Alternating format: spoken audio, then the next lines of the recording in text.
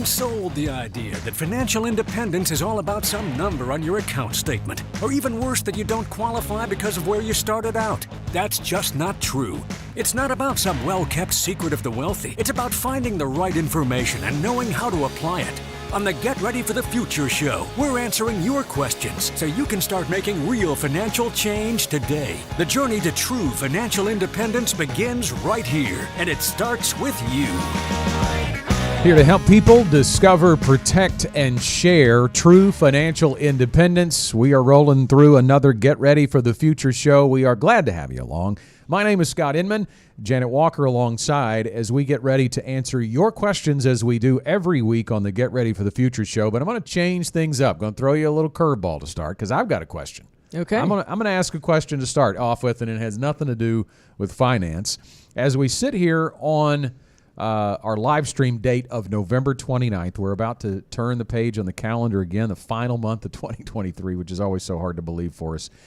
December, by the time you listen on podcast or radio, here in Central Arkansas, which is where we are, and we want to be aware that people may listen and watch in other parts of the country, maybe even the world. I know we have a few people across, so I don't know what it's like where you are, but I was driving across the 430 bridge this morning on my way into the office, and the sun was coming up over the horizon, and it was shining brightly on the hills on the other side, on the Little Rock side of the bridge, and the fall colors are still popping here.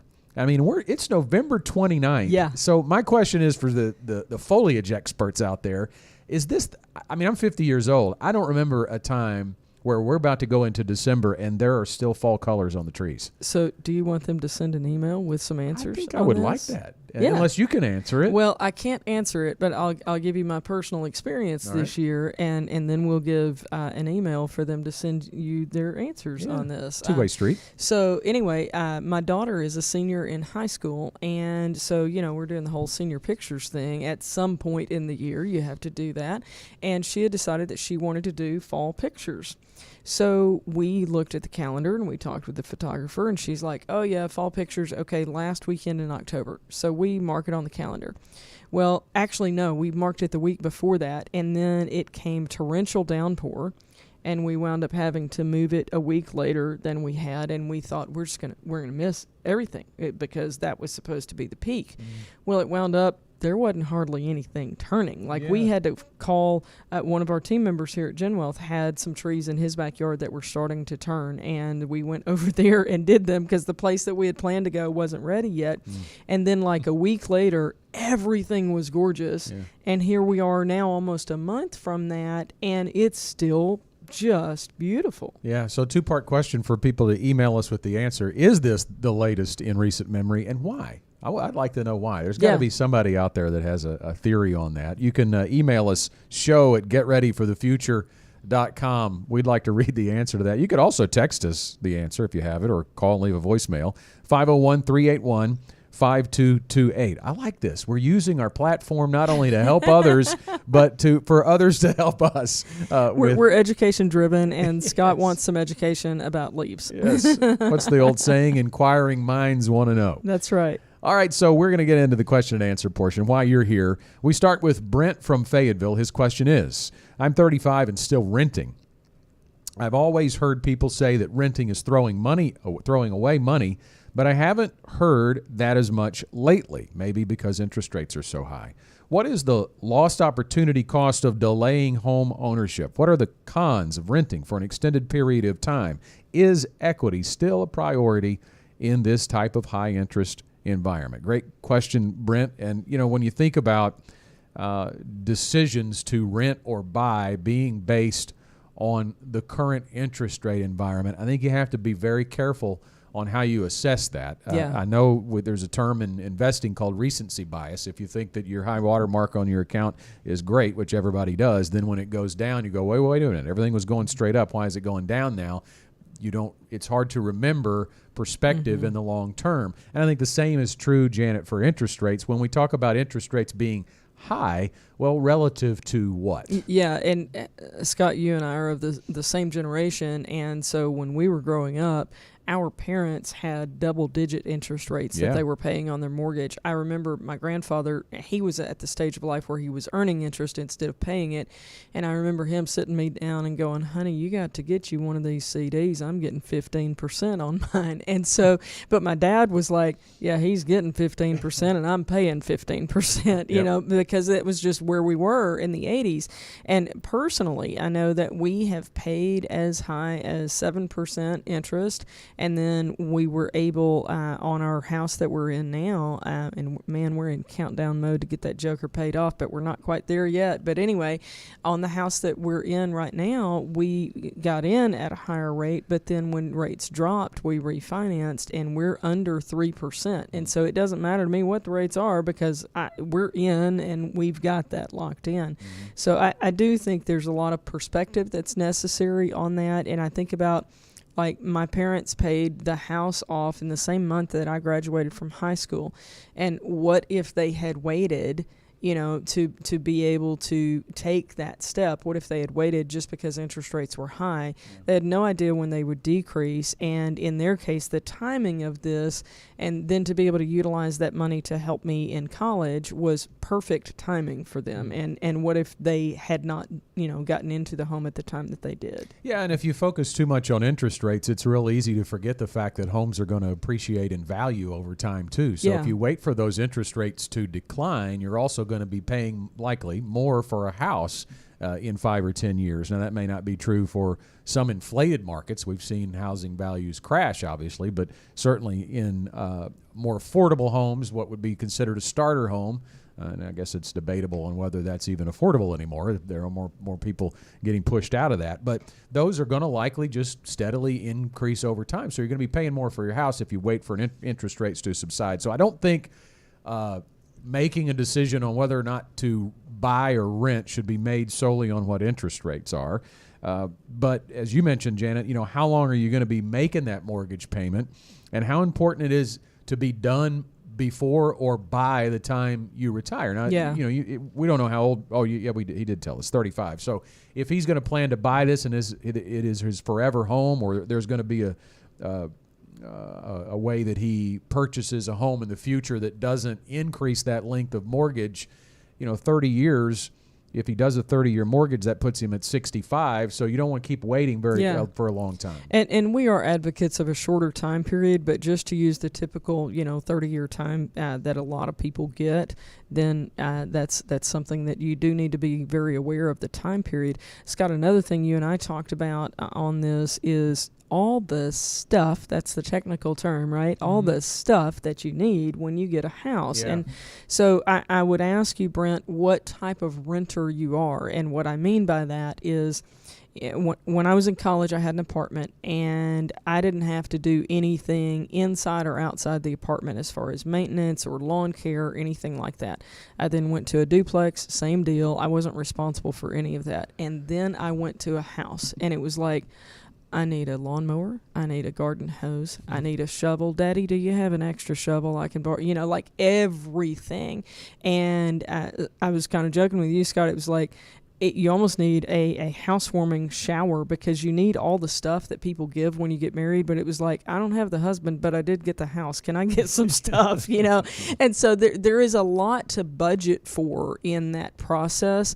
Another type of renting, though, my in-laws did this for a long time. They were renting a house where they were responsible for all of those things. And so they had all the stuff. They had all the tools, and, you know, they were responsible for lawn care. And so to switch from renting in that capacity to buying a home, the only difference is that you're on the mortgage. But it really depends on, you know, you've really just got to think about all the factors in terms of your expenses. And Brent, you've heard us likely, if you've listened to the show much at all, use the phrase, it is not about the economy, but your economy. And I think that's really where we probably should end this question, is because it is your personal situation that should dictate if you buy. Are you prepared to buy for all the reasons that we outlined here? And if you are prepared to buy, how much house can you really afford? Because that's really where the interest rate really matters, right? It's going to matter on that mortgage payment. It is going to be likely that you can afford less house than you could 2 years ago, but you must have a down payment ready to get the mortgage rate where it's tolerable, because you don't want to be paying so much of your income on housing that you can't afford to do other things. And from our perspective, the main thing there is saving for retirement. Yeah, absolutely. So just be aware and kind of look at what your situation is and make the decision from there. If you've got questions for us on the Get Ready for the Future show, you can call or text them to us at 501-381-5228 to hear your question answered on the air, or send us an email to show@getreadyforthefuture.com. And there is one other way we can throw in. If you're watching on live stream, you can always throw us a comment there, or on Facebook. We've gotten a couple that way as well. All right, next up on the show, it's Mary Ann sending in a text, and her question is, my mom is 62 and I'm 32. I'm afraid she will be forced to live with me, and she's not at all financially independent and doesn't make good choices with her money. Any advice for her and her hoping to be financially independent one day daughter, that's me, should I save more than 25%? How should I prepare? Well, it's obviously there's a lot of moving parts to that, and I think ultimately where we'd fall there, Janet, would be that you both need a financial plan, and you can have one at 62, and you certainly can have one at 32, and they may not look the same. But as we walk down this path, I think it's important to really set some, I would say, almost boundaries on what exactly are we talking about when we're talking about the potential of mom living with daughter. I think I would start with encouraging some really good communication between the two of you and just being very open. There's something I refer to as I call it not fighting fair. When you're upset about something, and she doesn't indicate that here, but so just generally talking, but if somebody is upset and they don't communicate what they're upset about or what they're concerned about, but it just continues to build internally, that's not fighting fair because you haven't communicated what it is that you're upset about. So the same concept here, if you are concerned about having to support your mom, then those conversations need to start soon. Today would be a great day to start that. And then, the difference between different ways of supporting your mom, for example, we've got an extra bedroom at our house, and we have always, since we built the home, we have always referred to that as the grandma room. Yeah. We have not had one of our moms, the grandmothers of our children, we've not ever had a need for one of them to live there, but we literally set the room up in how we built it, including that it's like wheelchair accessible, all of those things. We built it with that in mind. That would be very different than if a mom were not able to make their mortgage payment or their rent payment, and we're having to write a check for their house payment that they can't afford on their own. If they live in my home, I'm not having to shell out that extra money. Now, the utility bill may go up a little bit, but it's not going to go up by a mortgage payment. Right. And so if you want to help your mom and you have a good enough relationship to be under one roof, and that is very important. We joked about them. My dad knew this. He's been gone for several years, but we never called it the grandpa room. Yeah. My dad was not going to live under the same roof. It would not have been okay. Our relationship was better under different roofs, and that was the deal, and we all understood that. So just think about how can this happen where you're able to help your mom but also not destroy your future financial independence in the process. Yeah, we did the same thing with my parents, and they're still living independently right now, but we would always joke, at my previous home, we had a basement.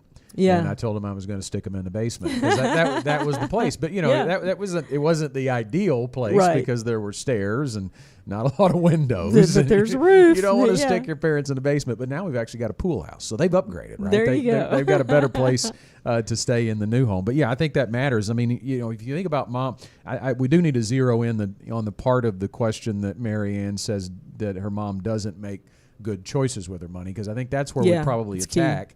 If she's 62, then she's Social Security age, potentially. We don't know what kind of Social Security benefits she has. But if you're talking about moving mom in under the roof and not have to really pay a whole lot more expenses for that part, then certainly I would think the Social Security check could help pay the food expense, some of the other expenses, and maybe there's a a hybrid way that you could do this, or not really a hybrid way, but a layering way maybe to do this, so where it's not really that much of a financial burden. And I would encourage you, this is going to sound weird. It doesn't sound like a mother-daughter relationship, but I'm just going to say, if you get to the point where you're doing something like what you just mentioned, Scott, where like your mom needs to contribute her Social Security check in order to make this work, put it in writing. Because people forget, and we have seen loving families be not so loving and really be greatly divided over things that they just remember differently. It's not that they're trying to do the other person wrong. They just have a different memory and didn't put it on paper on purpose originally. So if you're going to get into some financial arrangement, I do think it's important to write that out. So let's focus a little bit on the part about mom not making good choices with her money. I think that's where some value could come into play by reaching out to a financial advisor and let's get this thing straightened out. Let's make some better choices with your money. And I know at 62 it may not seem like there's a whole lot of time to make sizable differences in where you are when you actually ultimately retire, but I think there are. I mean, I think that you can obviously attack some debt. If that's a big issue, create a budget if you're spending too much of your disposable income on some frivolous things and could redirect towards saving. And I think, Janet, you had a great point too when we were discussing this in our planning meeting. There's even some potential to create some guaranteed income with a different job. That's something my mother-in-law did. Both of my in-laws worked at a factory, if anybody remembers the Sanyo days over in Forest City long time ago, and they shut down. And so it was like, okay, your jobs are gone, now what? And she was able to go back to school for a period of time, and she wound up working for the state, which put her in a position to have a pension income when she retired.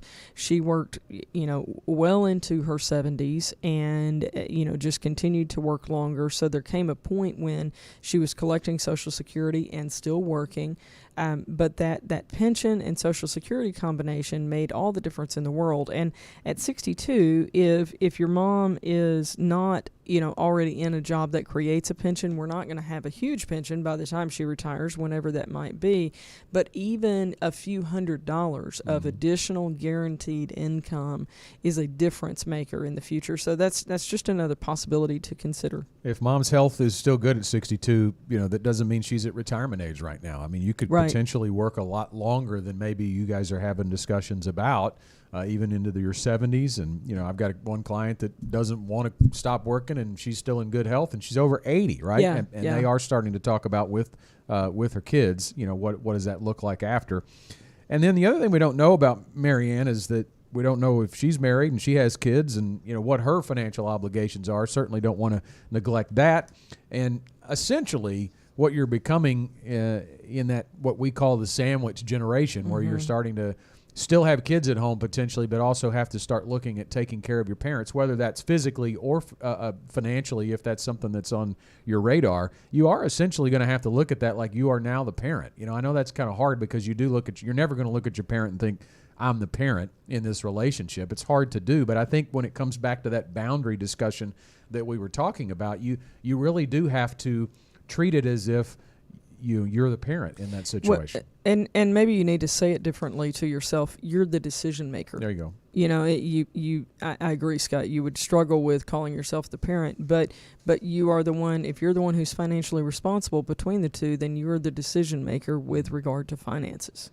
Thank you very much for that question. If you have questions for us on the Get Ready for the Future show, once again, call or text them to 501-381-5228. We also receive emails at show@getreadyforthefuture.com. Anything that's on your mind. We're obviously tapping into some non-investment related discussions today with questions about renting versus buying. When is it a good time to do that, and then potentially having to move mom in? So some real world financial questions that we're discussing today. But now we're going to get into the investment side with Shane from Little Rock. Our next question is up. Can you comment on the difference between a money market and a money market mutual fund? What are the pros and cons, and which one should we have? Shane, thanks very much for that. We actually had a few weeks ago a similar question on this, but they are becoming so popular now, the money market mutual funds, that it's certainly worth revisiting. So let's step into that.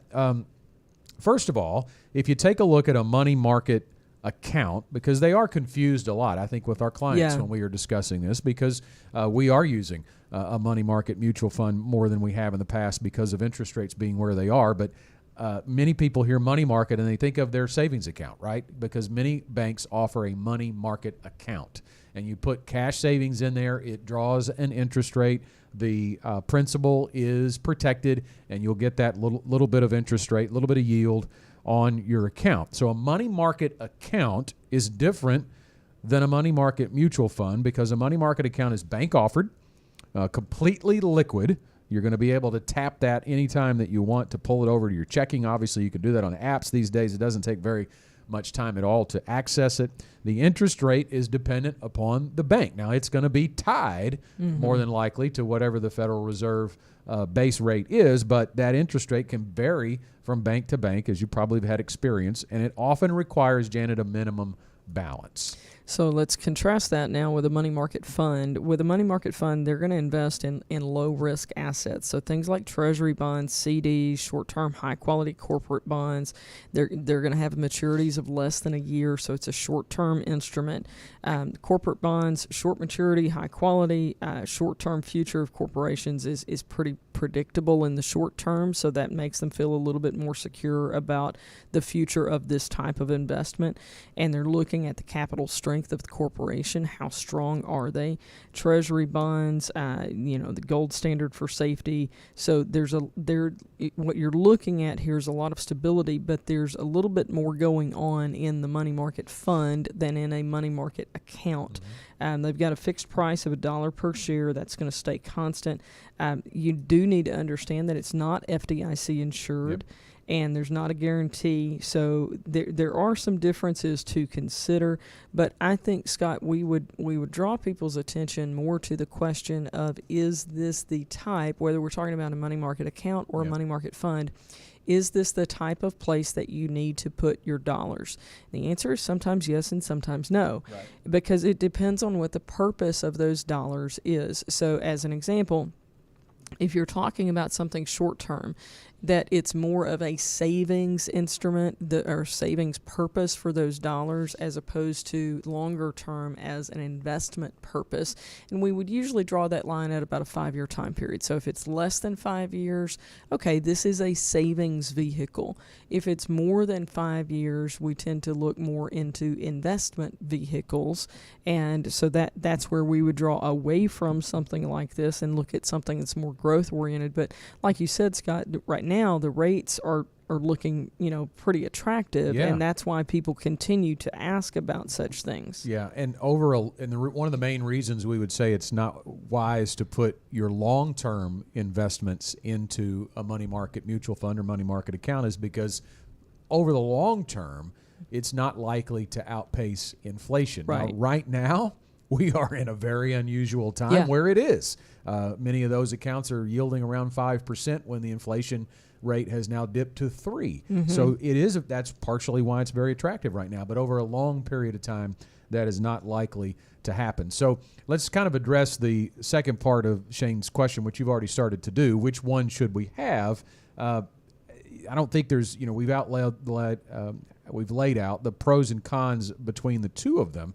I think the better yield is in the money market mutual fund, but the better question on which one would we have is basically we need to probably spend some time answering the question of what type of money are we talking about. And we've already kind of gotten down that road, but if you break this down and assume on one hand if Shane is very young and is investing for retirement, then certainly you wouldn't want your retirement dollars in a money market mutual fund. You would want them in more of a growth investment strategy. But if Shane is nearing retirement, I think that starts to look a little bit different. You do still need short-term savings, emergency fund in something that has no risk to principal. But you still have to believe in equities, even in retirement. So when you think about that, and people get this mentality or struggle to basically grasp this mentality that retirement is not a stop sign when it comes to your investment strategy. You've been growing in that 401k, and you have a tendency to want to come to a screeching halt when you reach that retirement date. With a portion of your assets that you intend to utilize as income in the near term, yes, a money market mutual fund might make sense because you don't want risk to principal or much risk to principal on money that you're going to be using in the near term, as Janet outlined, 5 years or less. But as you step out and allocate those dollars past that, Janet, then you do still have to take on some risk, some growth opportunity, because you have to battle the other risks that you're facing in retirement. Yeah, I've worked with clients over the years who are just wired for worst case scenarios. So if I get into something that is really conservative, then I know what I'm going to get, and it'll be okay. But like you said, over the long haul, then they're not going to keep up with inflation. And so I would discourage people who are kind of wired that way and would really lean into money markets, whether it's a money market fund or a money market account. They would really lean into those types of instruments in this time period. You've got to step back and look at the big picture, because 5% sounds fabulous right now, but if over the decades between now and the last paycheck that you need in life, over that time period, if you need to be making 8% or more and you're getting 5%, it doesn't sound like a big difference, but 8% is 60% more than 5%. And so that is a game changer potentially in what you're doing with these dollars that are going to, in the future, create your retirement income. So just to kind of reiterate and draw that out, you think of what you've saved in your investments for retirement as one big pie, right, or one big pot. And the idea here is to break those out into buckets that are allocated for specific time frames of your retirement. Now, we don't suggest you do that alone, because that's the first question I would think about is like, well, how much do I put in each bucket? Well, that's where the planning process can be very helpful, especially with a financial advisor that plans, that builds retirement income plans, as we do here at GenWealth. And that's what we do. We create, we use software to create an investment strategy that, to the dollar, puts the amounts into the buckets with different investment strategies for each of them. Just to be very transparent, our advisors even love that we do that, because it takes a lot of pressure off of the decision that it would normally have in the rest of our industry, that advisors have, of how much money are we going to put in what. Well, if you don't have something that tells you how much and why, then it's just, the pick of the day and what you're deciding to do. There is as much science behind this as there is art to planning. When you're putting together a financial plan for somebody, there is a lot of science and math and fact in the reason that we're choosing to utilize the numbers that we do. So it is not at all random in how we do those numbers. Shane, thanks very much for that question. Our next question and final question on the show today comes from Sandra in Malvern. My husband and I, 53 and 55, have the same goals, but he hates talking about finances. I don't know how to continue to make sure we're on the same page, or if we're making progress for that matter, if we don't talk about it. What can I do to best make us ready for what's ahead? Any advice you have for having those conversations with someone who despises them? Thanks, and I love the show. Sandra, thanks very much. Not terribly uncommon. The hate part, maybe, especially it was in all caps. Yeah. So we definitely know it's bad. The first thing I would say is you do have to talk about it. So I think you're right on. How do you know if you're making progress? How do you know where you're going if you don't talk about it? She does say, Janet, that they do have the same goals. Yeah. So there has been some discussion, at least off the financial side, about what they want to achieve, and I think that's good, and that's a good starting point. Yeah, so we don't really know what those goals are, whether it's the timeline at which you want to retire or where you want to live or if you want to travel, those types of things. But the fact that you have discussed those goals and that you have the same goals gives you a basis to now go, okay, in order to achieve those goals, we have to have some degree of a financial plan to work towards those. So it does give you a foundation of the conversation. And I would just, since this came from a female talking about her husband struggling with, he doesn't want to talk about finances, I would look at this from the wife's perspective, first of all, and just say, most of us as women are seeking security. And most men are wired to protect and to provide. And it's probably important to him that you feel secure.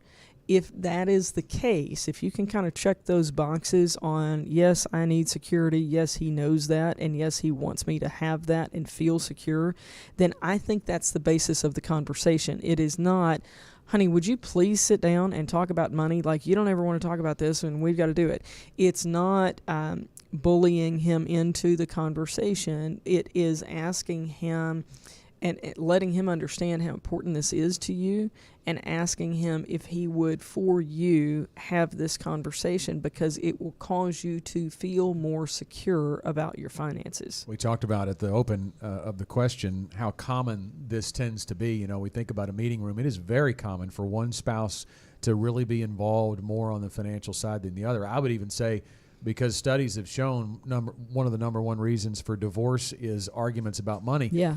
There's a reason that they've made it that far, right? That they've made it through 30 years of marriage to retirement, because one has deferred to the other oftentimes. That makes perfect sense. And I think the first thing I would say about that is it is okay that their involvement is different, that there's a different level of involvement for one over the other, but there is, I think, a basic level of understanding that both spouses need to have to be able to reach their goals. It doesn't have to be the same, but there is a basic level, I think, that they have to meet. And I think that's where the value of a financial advisor comes in. I know that we say that a lot, but it's true. You have really a third party involved in this that should be objective, right? That can tell you the facts of the case. You have a lot of emotions when it comes to money, how you should spend it, how you should save it, how you should invest it, when you're going to retire. All of those things, you can have disagreements. That's fine. But I think the reality is, a lot of the time,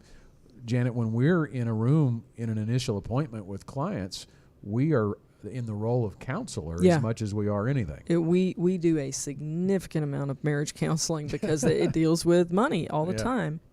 I think about another just thought process on this, and Sandra hasn't indicated how the two of them are wired as far as borrowing Dave Ramsey's terms about the nerd and the free spirit. It's funny how many couples are one of each.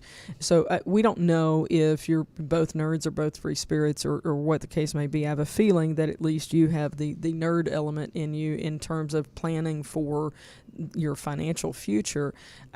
But I would even utilize some of those materials that they put out about how to have those conversations. And one of the things that they recommend is that when the two parties get together, that the one who has very little interest in the finance, that they make one change. It doesn't even matter what it is, and you've got to be okay with it. But if they make one change, then they're more involved in it. And that might be part of this too, that he has to have some ownership of the finances. And if you've been the one who's handled it all the way along, then that may be very difficult to walk into. So maybe a meeting with an advisor once a year, and then quarterly for the two of you to touch base on a very short conversation. Is it possible for somebody to be both the nerd and the free spirit? I think you're probably a pretty good example of that. I really do. And my husband and I tend to both have those characteristics as well. But of course, with what I do for a living, the nerd takes priority. Yeah, for sure. But we go and have fun. We travel a lot. I know that's one of your big things is travel. Yeah. I think we were supposed to have the final bell. We've blown past our time. There it is. There we go. I didn't realize I had to call for it today. So we've got about a minute and a half left on the show. It's time for our final thoughts. And Janet, we'll start with you. So I think I'm just going to hang out on that last question from Sandra. And really it also goes back to Marianne and the question she had about her mom. One of the standards at GenWealth is we value good communication. And when you're talking about family dynamics, whether it's with a spouse or with a parent or with a child, I can't think of any topic really that causes more potential conflict than money, and that needs to be discussed more than money. Scott, there are more verses in Scripture about money than any other topic. I think God knew we were going to struggle with it, and so there's a whole lot there to deal with. But I think it's important to just begin to have that good communication. If you need an advisor to help you along the way, we're here to do that. I'd also offer you the 7 steps to financial independence. That'll be my final thought. Securing financial independence. We have a free educational brochure available to you. To get it, all you have to do is text the word STEPS to 501-381-5228, or you can visit getreadyforthefuture.com/steps, or you can email us. Just send us an email about anything on your mind, but also to receive our handout, just send it to show@getreadyforthefuture.com. And that's all the time we have for this week's show. We thank you for being with us. Thanks for our questions. Get them into us at 501-381-5228, and we'll see you next week. The GenWealth financial team is available to you 24/7 at info@getreadyforthefuture.com, or call our offices at 866-653-PLAN. That's 866-653-7526. You should personally consult a financial advisor before making any investment, and no strategy can assure success. Securities offered through LPL Financial, member FINRA SIPC. Investment advice offered through Independent Advisor Alliance. Independent Advisor Alliance and GenWealth Financial Advisors are separate entities from LPL Financial.